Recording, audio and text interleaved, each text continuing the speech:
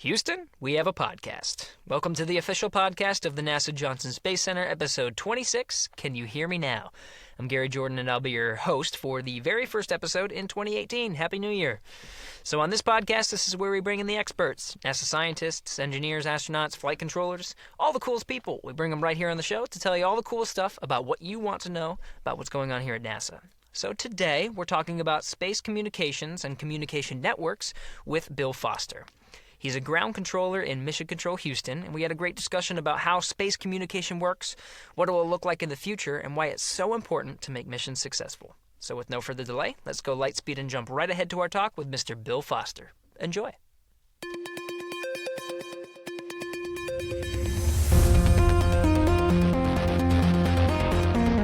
T-minus 5 seconds and counting. Mark. Launch commit light circle correct. There she goes.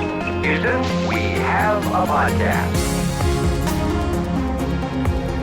It's an interesting thing. We can touch on this later if you want to. But one thing that I always wondered about, the Apollo 13, the movie, you see them entering the blackout, and then there's this big tension because they're not talking after they're supposed to be out of the blackout. This is after re-entry, right? Yep, during re-entry. And right. Everybody's worried, and a minute goes by, and the blackout is pretty predictable. You know when you're going to lose contact, you know when you should get it, so there's no contact. Right. 2 minutes later or so, they make contact. Yeah. So, but that's a tense 2 minutes. So I went over, I was at the Space Center Houston the other night when they premiered the Mission Control film. That's right. Which included that aspect of it. And afterwards, Kraft and Kranz and Lunny and company were all in front taking questions. Somebody asked that. Why was the blackout longer than expected? And Kraft's answer was, we were so happy to hear them, we didn't really care. But then somebody finally answered the question. Yeah. For a reentry over water, there was no ground station nearby, and they used what's called an ARIA, A-R-I-A aircraft. Okay.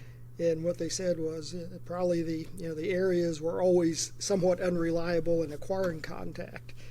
They just may have been looking the wrong way, or they may have had an equipment issue on board. But they came out of the blackout right when they should have, but it just took a couple of minutes for the aircraft to lock up on them. Oh, wow. So that was interesting. Yeah. Well, how about that? Are we recording? Yeah! We got it. Awesome. Well, that's great. Okay, so for those, I have Bill Foster here with me. He is a ground controller in Mission Control, and he's ground control at the ground control console in the Mission Control Center in Houston for the International Space Station. I got to ask, I'm going to start off, how's Major Tom? We're still looking for him. Oh, okay. We had a big setback early last year. We think we may have lost all hope of finding him when David Bowie passed away. Yeah. Oh, that's an oldie, but how often can you do that, right? I bring that up frequently when I'm talking to people, and that's one of the first things. We're still looking for Major Tom. But it's not quite as good as it used to be. I don't know. I think it's pretty good. I was dying to say that for this podcast. Yes. So today we're going to be talking about space communication, how that works. When you think about Mission Control Houston, the center of talking with people in space and other centers.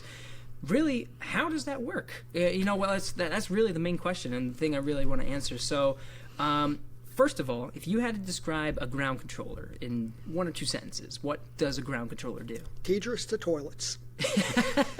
3 simple words. Yeah, Tedros to toilets. Okay. Ground control is responsible for making sure our communications with the space station and any other human spacecraft is maintained. That's the TDRS part of it, tracking and data relay satellite. That's the geosynchronous communication satellites we use to talk to spacecraft today. Yeah. And the toilets reference is just we also are responsible for anything to do with the Mission Control Center facility itself. I see. I have grabbed a mop and headed into the ladies' room one time many years ago. Really? Yeah, so, Wow. Okay. So I like that. So you're control of the satellites, the teacher satellites, and we'll talk about those later. But those are the satellites that are way out in space, right? 22,300 miles up. That's it. Yeah. Okay.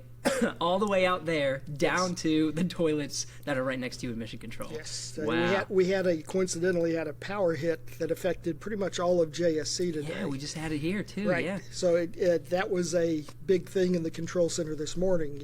Fortunately, our backup battery systems and our diesel generators out back all kicked in, and there was virtually no disruption to operations in the control center. So the ISS mission, they lost air conditioning in their room for about half an hour, and that wasn't enough time for it to heat up appreciably. But beyond that, there were no notable impacts. Some of the simulations, like the one that I was on in the ISS simulation, they were affected because the simulator building does not have the backup power. So that took about an hour and a half hit to the simulations, but the MCC stayed up. All right. All part of your day-to-day jobs, right, is maintaining the power. So you do are you in charge of the backup power too? Well, we have to be aware of it. The Center Operations Directorate here at JSC provides that power to us. They maintain and operate all of the systems, the diesel generators, the large banks of batteries that are always online. But if we have a power issue like we did today, then the GC is the first person that the flight director goes to find out what's happening, and we have to make sure that our backroom support personnel are working with the center ops personnel to understand what happened and to take whatever steps are necessary to ensure it's no impact or minimal impact operations. Nice. Okay. Well, okay. So another, the big thing that we really want to talk about today is your responsibility as ground controller is the communication networks that gets us, you in mission control and everyone there, especially Capcom, talking with the folks in space. That's really the thing. So how is that set up? How do you go from a headset down in mission control to, whatever I forget what the device is called, but where the astronauts talk into? Yeah, it's a complicated system, but as you said, it's a loaded question, I guess. Everyone in the control center has a headset on. Our biggest tool is communications, whether it's looking at data coming down to us, being able to send commands up, talking to the crew, or talking to each other. So we have our voice system that we call device, digital voice interface communications equipment. Say that a bunch of times. Oh yeah, Is it you pronounce it device or is it device? You just do device. I do device, but some people say device. Okay, but it's just DVICE. Oh, okay. So device. The E. So stutter into it. Device. Okay, cool. So device is a digital voice communication system. So when you put on your headset and you plug it into the console, the jack set that connects it to device, and then you log into your device, that's establishing a connection into a computer in another part of the building. Oh. And once you pull up a given voice conference, or we call them loops, to talk on, when you talk, the device system turns that into bits, ones and zeros, sends it over a fiber optic cable down to the computer system in the bottom, sends it back out to anybody else that's listening on that loop, turns it back into audio. When Capcom talks on it, on the space-to-ground loops, it goes down to device, gets turned into audio, gets sent over to what we call air-to-ground voice equipment, or AGVE. That equipment takes it and modulates it, adds it to the command link that we have going up to the space station. So it produces a combined 32 kilobit link that goes up to the station that has two voice channels, and 72 kilobit link. Okay. Has two 32 kilobit voice channels and a 6 kilobit command channel in it. And on board the station, the voice is pulled out, turned back into audio that the crew can hear. When they respond, the reverse process happens. It gets digitized, sent down on the link, sent over to AGVE, turned back into a voice signal, goes into the device where it's digitized again, goes out on the fiber optic cables back up to the Capcom or anybody else that's listening to the space to ground, and turned back into audible voice that you can hear. Oh, wow. So whether you're talking to the crew or I'm talking to someone at White Sands, New Mexico, that's the ground station for our TDRA satellites, or anywhere else in the country, or talking to our counterparts in Japan or Germany, our Marshall Space Flight Center, that same process is happening, converting it into digital signals, sending it through land-based communications lines to other control centers where their voice system converts it back into something that's audible for the controllers on that end of the loop. Wow. Okay, so I'm imagining when it gets through the fiber optic cable to the part where it actually sends it to space, right? So you get to that. Is that a dish? I'm imagining a dish. Well, at a certain point, it goes through a couple of dishes. Oh, okay. So from the MCC, it goes out on just commercial T1 lines, basically, just communication lines. It goes to White Sands, New Mexico. It goes through a lot of processing equipment there. Oh. And then it goes into this large dish that's communicating with the TDRS satellite. So there's a composite K-band signal, and K-band is a fairly large bandwidth signal that we send up to the satellite. Now, the TDRS uplink to the TDRS satellite is much larger because it combines not just ISS for mission control, but potentially other spacecraft users. So you got to share those satellites. Yes, so that one dish going up to the satellite is going to a TDRS satellite that has two single access dishes, and each of those dishes can be pointing at a different spacecraft. And it also has an array of what they call multi-access dishes that could be going to up to 6 other additional satellites. So that uplink from the ground could be supporting up to 6 or 7, maybe even 8 different spacecraft. Wow. From the TDRS spacecraft, we always use for ISS or any human spacecraft, we use a single access dish. So we're the only customer on that particular dish on the TDRS satellite that's pointing at our spacecraft, ISS in this case. And it's sending, it takes that big KU output going up to it and breaks out just mission controls communications, which contains the command and voice and video signals, because we can also send video or other information up to the space station. Wow. And sends it out on either S-band or K-band links to the spacecraft. Wow. So the S-band link has just the commands and voice part of it. The K-band link has 2 voice channels.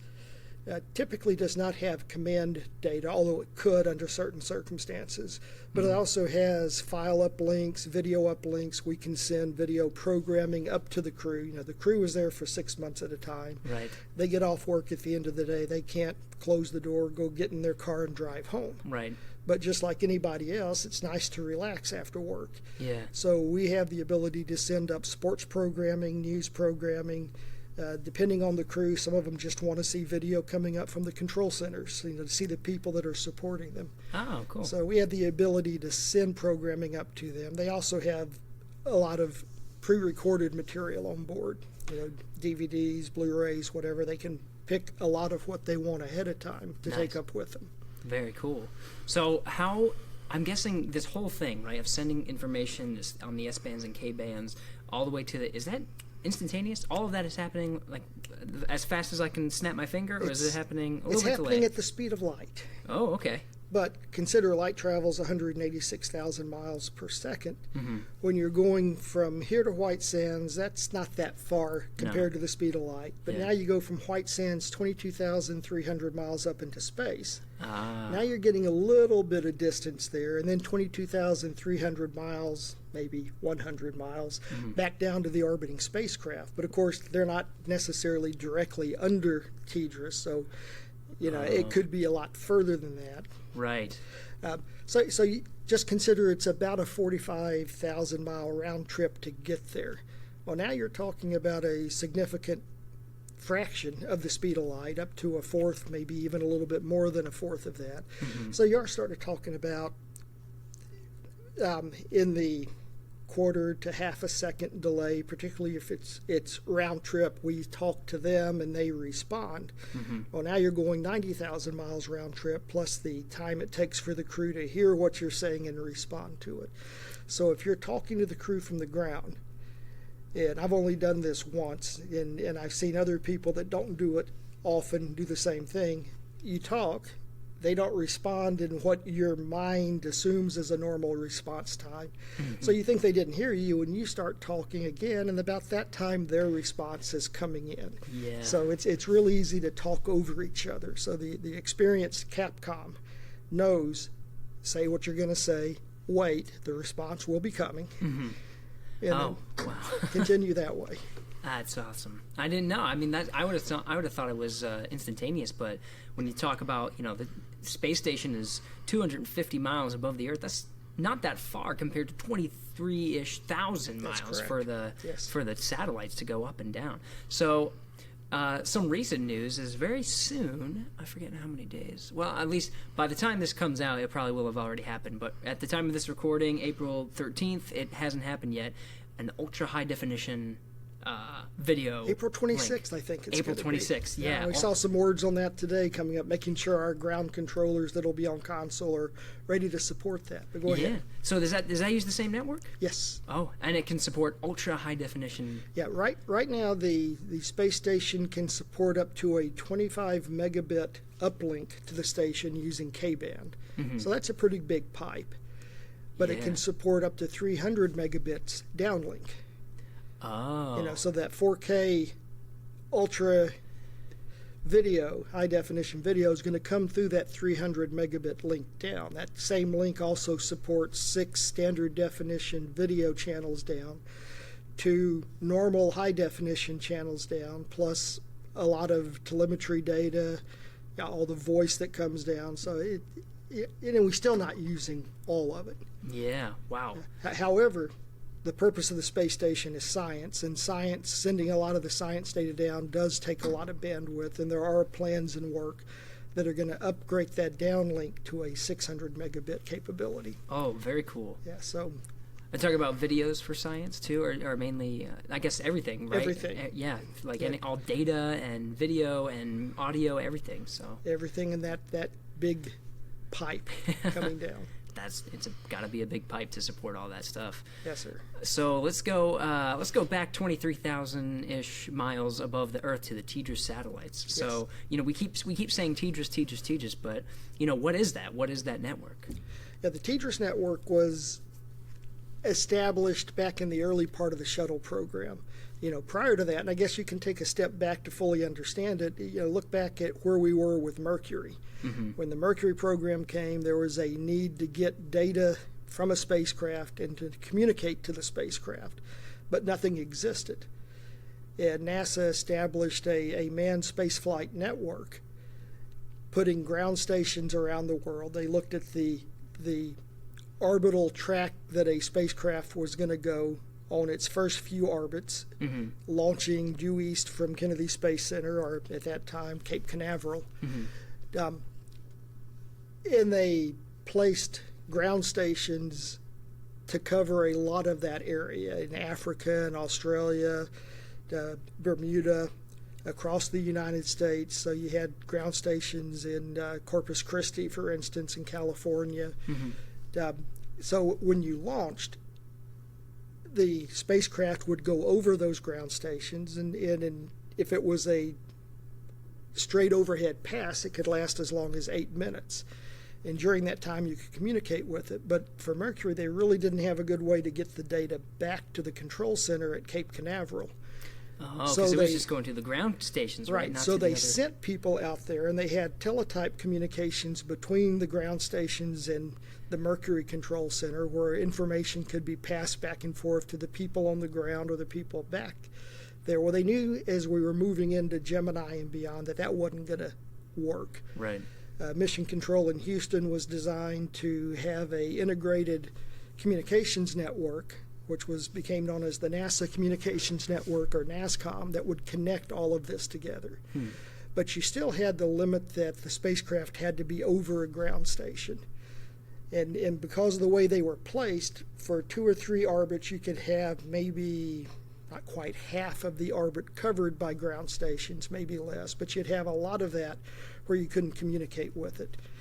And that's how we did Apollo. Now, for Apollo, they also used several tracking ships and aircraft to cover areas where there were no ground stations, but they knew there was going to be critical events happening. Oh. And those were all tied together, and all the data did go back to Mission Control in Houston.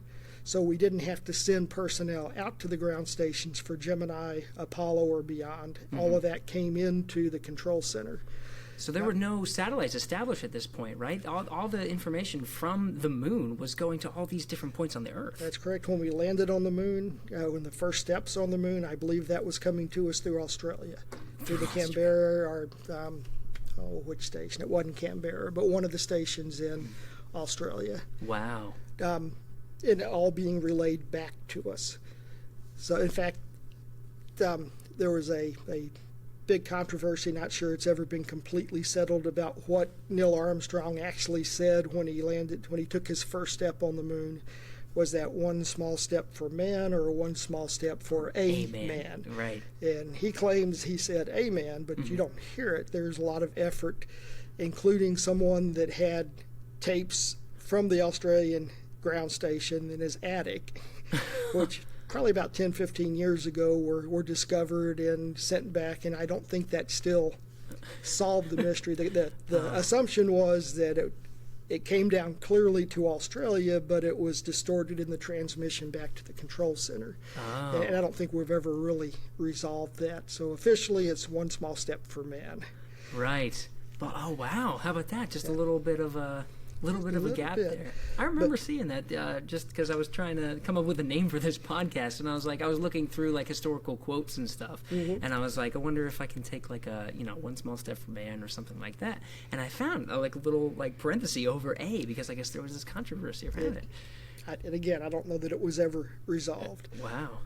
But we still had these gaps in between ground stations that was a concern, and moving into shuttle, which was going to be it never panned out to be what it was going to be, but a reusable spacecraft that could be launched many times in the same year, 30, 40, 50 flights a year for the same orbiter.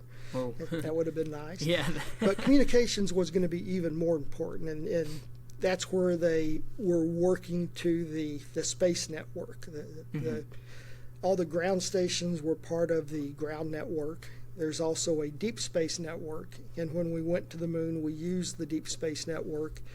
It's based out of the Jet Propulsion Laboratory. Okay, over in California. Right. So when you go too far above low Earth orbit, then normal ground stations, and their antennas no longer suffice. And you need the very large ground stations, antennas that the Deep Space Network provides. And instead of an antenna so much tracking a spacecraft that goes across the horizon, the Earth is tracking the spacecraft as it rotates around the world when it gets far enough out. Yeah. The antenna is still moving a little bit, but a lot slower than something in low Earth orbit. Were there large gaps then? If there were all these handovers? For when you get far enough away, and the moon's far enough away, there are no gaps. You hand over between Canberra, Australia, to Goldstone to Madrid, and those are the main ground stations in the Deep Space Network. Oh, okay. And we will be using that again when we start flying the Orion missions. All right. So I went out to JPL back in October as a familiarization visit to look at the Goldstone location, to look at their operations at JPL, and to start learning how the ground controllers here in Houston are going to be scheduling those assets in a similar way that we schedule the space network assets. Oh, so the Deep Space Network you gotta share too, right? Yeah, and the difference there, when we schedule space network assets, which are used by a lot of other users in low Earth orbit, we have to forecast roughly 17 days ahead of time to schedule what we think we're going to need for a week's worth of passes. So tomorrow we'll be sending in a schedule request for a week that begins 2 weeks from Monday. Oh, wow. For the JPL, for the Deep Space Network, you put those types of forecast requests in months in advance. Oh. And, one of the things we look at, for Orion missions, you're almost certainly going to have a launch slip. So months in advance, we say we're launching this day. We need this support based on a trajectory here, here, and here. And all of a sudden, we slip a day, and all of that's out the window. Wow. Yeah, So during an Orion mission, then, so I guess you'll be communicating with Orion, but then there's going to be periods during that mission, whatever it may be, where you're going to have to trade off, and maybe someone else is going to have to take priority for a little bit? It's very possible. Okay. For any mission, you've got periods that are higher priority than other periods. So you don't have to maintain constant communications with the spacecraft, and we don't with ISS. We frequently have 20, 30-minute gaps unless we need to have continuous comm. Same thing with Orion. When you're getting ready for a maneuver or a orbital burn or interplanetary burn, then you want to have communications. You want to be able to talk to the crew. You want to be able to look at the data coming from the spacecraft, particularly after the burn, to make sure that it actually did what you expected it to do.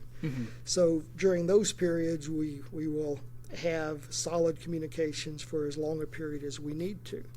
But during quiescent periods, it's not as important. You don't have to stay in touch the whole time, and other users are out there that you've got a probe around Pluto. Well, they want communications too. Yeah.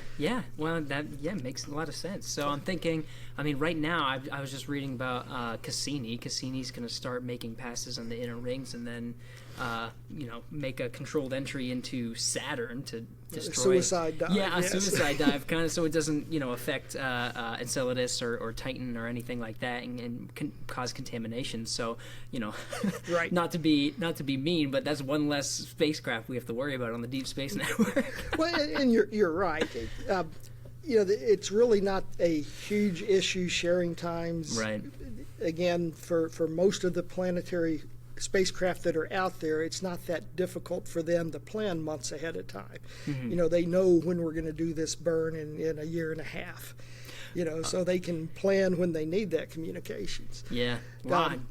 You guys must be really good at scheduling if you're planning that far in advance. Well, I got to admit, I admire the people at JPL because the detail they go to, and particularly if they're doing a course correction, one of their sling around a planet and get a gravity assist to go somewhere else, just the planning for when to make that happen is incredible. But then you also want to have that communications to verify that it's doing what you're doing. Exactly. And of course, when they do that, when we're talking to the space station, we talked about the delay. It's near instantaneous within a quarter to half a second round trip. When you're talking something out at Pluto, it's hours. Right. That's far. Literally hours. It was sort of funny watching some of the Mars landings, and you would see the people at JPL in their control center, and they would get data back that it's reentry has started, and they're up jumping and cheering, and I'm thinking, we don't do that. Sit down, behave yourselves. There's nothing they can do at that point. That reentry started 20, 30 minutes ago. Right. At that point, it's like it's like a replay. Right. Chutes are out. Yay! Jump up and down. And it's, come on. But for us, when the shuttle landed, chutes were out. We still had work to do, and this was virtually real time. So it's, you couldn't jump up and down and shout and whatever. But for JPL, that's okay. They're watching events that happened. It may have already crashed and burned by that time, but they don't know it yet. Yeah. And fortunately, in most cases, it didn't, and it lands very nicely. And the rovers are wandering Mars, doing great things years beyond what they were planned to do. Oh yeah. So you got to admire those people out there. Oh yeah. Curiosity. However, if you go to their control center, right in the center of it, they got this little plexiglass plate with an emblem down there that declares they are the center of the universe. I don't know about it. A little egotistical, but A okay. little. It's a great place. Yeah. So they were using the Deep Space Network then to Yes, watch all that. they almost exclusively use the Deep Space Network. Okay, but us, I would say, we use for the International Space Station the TDRS satellite. Right, the Space Network. Okay, cool. We use the GN, the ground network for Space Station, very rarely. We use Wallops and White Sands and Armstrong. Their VHF radio capability as an emergency voice capability for the space station. Okay. I don't think we've ever had to actually use it in the emergency situation, but we schedule passes several times a year to provide proficiency training for the ground stations and also for the crew in operating the radios to talk to us. So, we do that, but that's the only time we actually use ground stations. Oh, okay. Normal communications, it's all Space Network, TDRS. So the TDRS satellites, you said, some of them are pointing towards the spacecraft, and some of them are pointing out towards other things. And this is a communication network that you have to share. But that's 23,000 miles up. There's several satellites around the Earth, right? Yes, there are. So how many are there, and then how do they talk to each other? We're on the Space Network is, I believe, on their 12th satellite on orbit. Oh. The first one was launched on STS-6 back in the 1983 timeframe, I believe. Oh. It had problems getting up there. The booster that was supposed to take it into geosynchronous orbit malfunctioned.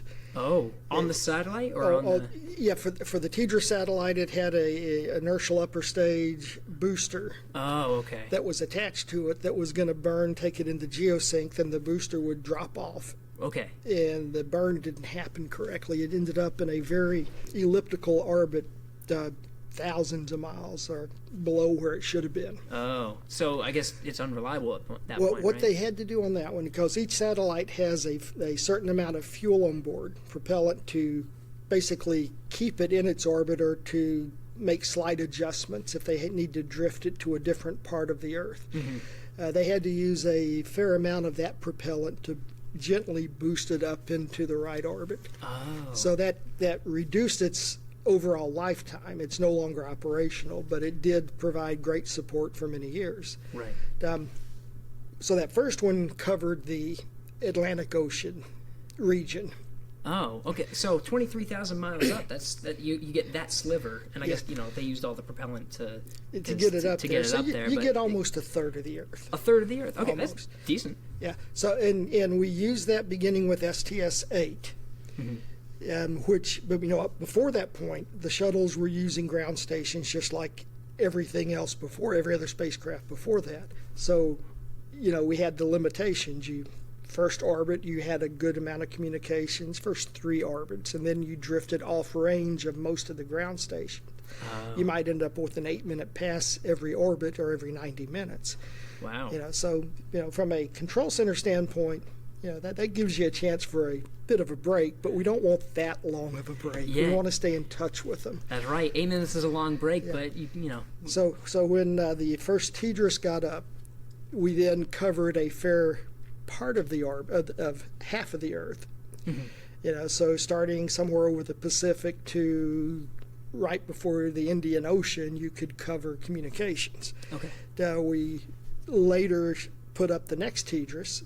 And unfortunately, it was destroyed in the Challenger accident. So the second TDRS never made it into space. STS-26, the return to flight, put up the third TDRS, which became the second operational one, and that closed most of the orbit. You had a sort of a banana-shaped sliver over the Indian Ocean that became known as the zone of exclusion, where you didn't have communications. And the biggest problem there is you've got to picture the TDRS satellites. They have to communicate through a ground station, and that ground station is in White Sands, New Mexico. So they have to be able to see White Sands. So you put one satellite as far east of White Sands as you can, but still maintain good connection with the ground. You put the other one as far west as you can, covering the Pacific Ocean region, but still being able to see the ground. And then the other one on the other side that's missing. And at that point, that's all we had. Oh. So, but we did. I think there were 7 TDRS that went up on shuttles before they started going through the expendables to put them up. Oh, okay. But we eventually got enough to have spares on orbit and solidly cover the east and west side. In the late 90s, there was a scientific satellite, it may have been TRM, but I forget specifically, that had a spacecraft emergency. And as part of the recovery of that, they really needed to have continuous coverage around the Earth. So that zone of exclusion was a big hindrance to them. Right. And they took one of the spare satellites, drifted it over the Indian Ocean. They brought up a ground station in Canberra, Australia, one of the old Deep Space Network stations. I think we still use it for deep space, but they put a capability there to talk to TDRS, and then sent that back to White Sands. So we were able to close the ZOE. Nice. That happened when? I want to say 99, but Okay. it was in the late. It may have been, maybe it was the early 90s, somewhere in the 1990s. Okay. Because when I started as a GC, it was already there, and that was 97, so it was before 97. Okay. We need this, and so they built a permanent ground station on Guam, which is known as the Guam Remote Ground Terminal, GRGT. And so we have that today. There's, for a space station, we have a satellite we call 275, which is the longitude that it's at. And we use it to cover that gap. For a long time, there were limitations to that. For instance, the ground link between Guam and White Sands didn't have enough bandwidth to cover video. So if we were on the 275 satellite, we could cover the telemetry and command and voice gap, but you couldn't get video up or down through that. Last year, I believe it was, they upgraded the link between there, and now we can have full video service, full bandwidth. So regardless of where we are in the world, we can have a full communications with the International Space Station. Nice. There's 5 satellites that the ISS uses. There's 2 over the eastern region, what we call TDRS East and TDRS Spare. There's 2 over the western region, TDRS West, and a TDRS that we just referred to it by longitude, 171. Okay. And then we have 275 over the Indian Ocean. Okay. So we'll use 3 of them, 1 east, 1 west, and 1 in the Indian Ocean to cover the entire orbit if we need to, for EVAs, spacewalks, for robotics operations where we need to have a good link to the ground. We'll declare a TDRS critical period. And for a period of several hours to maybe a day or more, we will schedule constantly during that period. If we don't have critical activities going on, then we'll schedule around important events. If there's a private conference with the crew, we want to make sure that we have good S-band coverage, preferably good K-band coverage. If it's a private family conference where we're setting up a video teleconference capability, then we want to have that K-band coverage. So the ops plan controllers in there that look at what's being planned. One of their back rooms generates the TDRS coverage request that says these are the times we really need to have that coverage, which is given to another position called pointing, which then uses tools that they have that takes in the attitude timeline of the space station, which is important because you need to know how the station is pointing at any particular side to know whether it has a good view of a TDRS satellite or whether there's blockage to some of its antennas. Okay. And then they design which satellites we use at any given time, and that all goes into a forecast request that's provided to my position, the ground controllers, and then we work with the people out at White Sands to physically schedule those satellites for the time required. I see. So the ops planner, that's another flight controller position, right? Your ground control ops planner, they're the ones planning out, and they determine those times. They and then just send take the information inputs to you. from the increment lead team that says this is what the crew needs to do at any given time, and they pull all the science inputs and the crew inputs and everything into one big package and have to come up with a plan of what coverage is needed to support that. And then it goes, like I said, to pointing, who determines what works and what doesn't work. We have to be in view of the satellite, but we also have to have good antenna coverage. For S-band, S-band is a lower data rate, and it doesn't require as precise pointing. Okay. So the coverage for S-band is a lot better generally. Right. K-band is a very much higher rate signal that has a dish antenna on the space station that has to be precisely pointed at the dish antenna of the TDRS. And depending on the attitude of the space station, there's plenty of times where the solar arrays, trusses, or other structure of the space station block that. And those are predictable, right? So Those even are- though you prioritize the schedule for, say, a spacewalk, Yes. and you prioritize the schedule, you're still going to have little periods of interruptions, and it's because of that? Exactly. And Okay. because of that, you have 2 satellites over the east, 2 over the west. Sometimes you've got bad KU coverage over one of those satellites, but just because of a slight difference, maybe 3 to 4 degrees difference on orbit, but that's at 22,000 miles up, so that's quite an angular distance.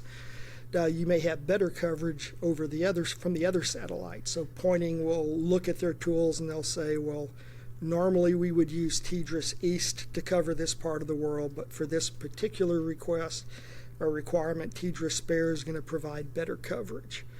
Or normally we would take TDRS East until we run out of view of it, and then if we needed 275 hand up to it, well, maybe that last portion of the pass is bad coverage, but 275 is good. And since we can do video through that now, then we can move on. They'll say, let's schedule this for that period of time. Right. So there's a lot going on behind the scenes that creates that clean coverage that we're just not aware of. There's And that's handovers. That's and all all the kinds of stuff. forecast period. That's saying nothing ever changes, but it does change frequently. So in the real-time period, we once the forecast is scheduled and set, you enter the real-time period about a week before you actually start using that, which means pointing now comes and says, well, the trajectory's changed a little bit since we generated that forecast request, or the spacewalk's been added here, or something else due to some reason that wasn't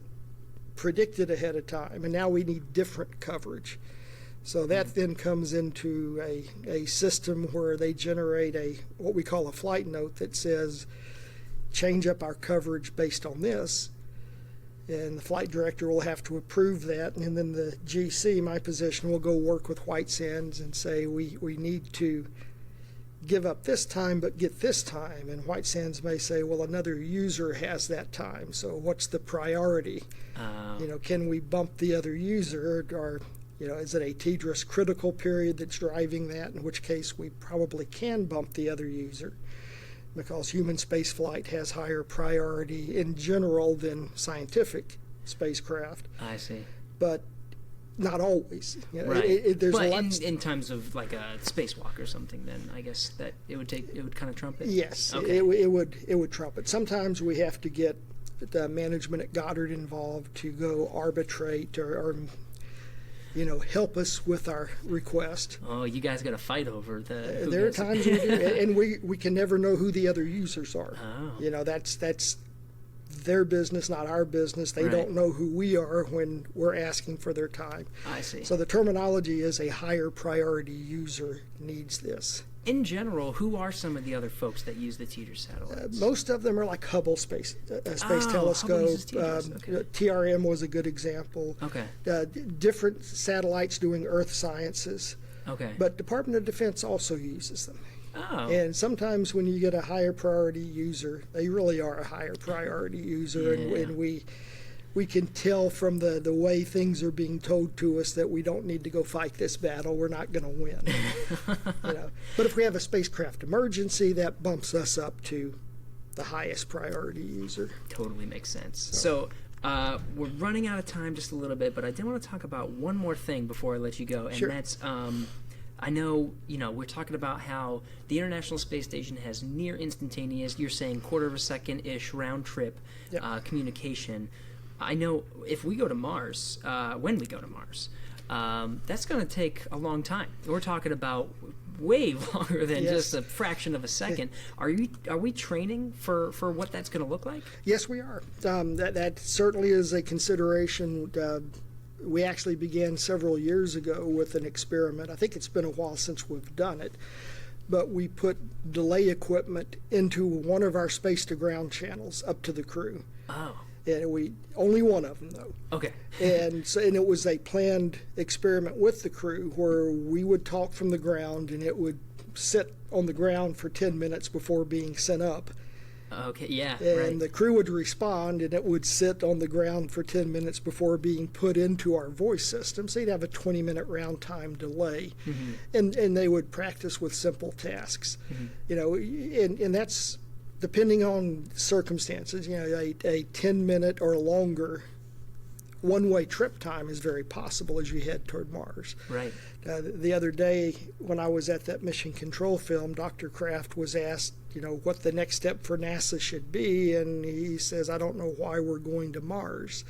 Oh. He said, you go to the moon and exploit its resources, you're 3-second voice time away. Right. You go to Mars, you're 40 minutes away. Yeah. And, you know, and there's a lot of other reasons on that, but Sure. but that's a good example. So we're thinking along the lines of, well, right now we talk to the crew and we say they're having a problem, and someone on the ground says, well, this procedure says they should go do this, so we tell them that, and then they go do that, and then it doesn't work, and they say, well, that didn't work, what should I do next? And well, go try this. Well, you can't do that real time when you're a 20 or 40 minute round trip voice path away. Yeah, you have a problem. You're not getting an answer for 40 minutes. So you've got to frame your questions and your directions a lot differently. Right. You know, we want you to try this step. If that doesn't work, go to this part of the procedure. If that doesn't work, go to that part of the procedure. You've got to understand and think of what the problems could be ahead of time. Mm-hmm. And you want to package that conversation one way to include as much information and as much alternate things that they can do as possible. And they get that and they try it, and they'll have to package their response back in a similar way that says, we did this and we did that and we did this, and maybe this worked, or maybe we got this indication, not that indication. Mm-hmm. You know, and so instead of a quick 2-second voice uplink, you may have a 2 or 3 minute voice uplink to them to give them a lot of options.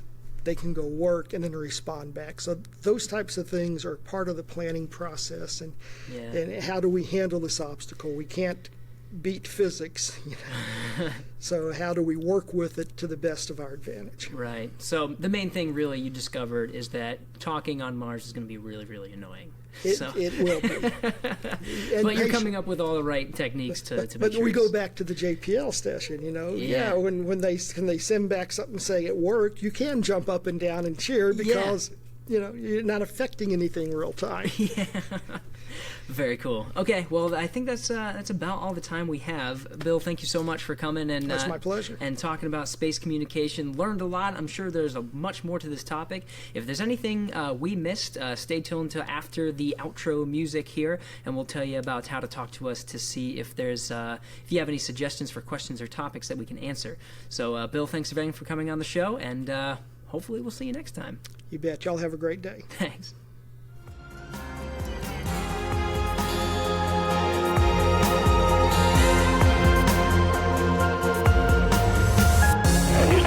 Stop of the space shuttle. Roger, 0G, and I feel Shuttle has cleared the tower. Became a theme for all mankind. Actually, a huge honor to break a record like this. Not because they are easy, but because they are hard. Houston, welcome to space.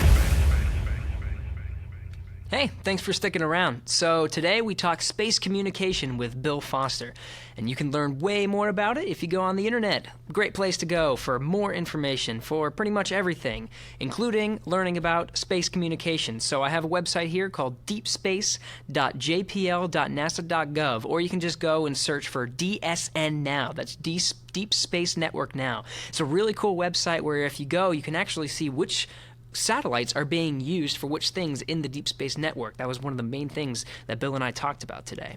If you want to know more about the International Space Station, where we are sending a lot of our space communication now on a day-to-day basis, you can go to nasa.gov/ISS and learn everything about all the latest updates about the International Space Station. We have blogs and articles and scientific updates on a day-to-day basis, so make sure you go there.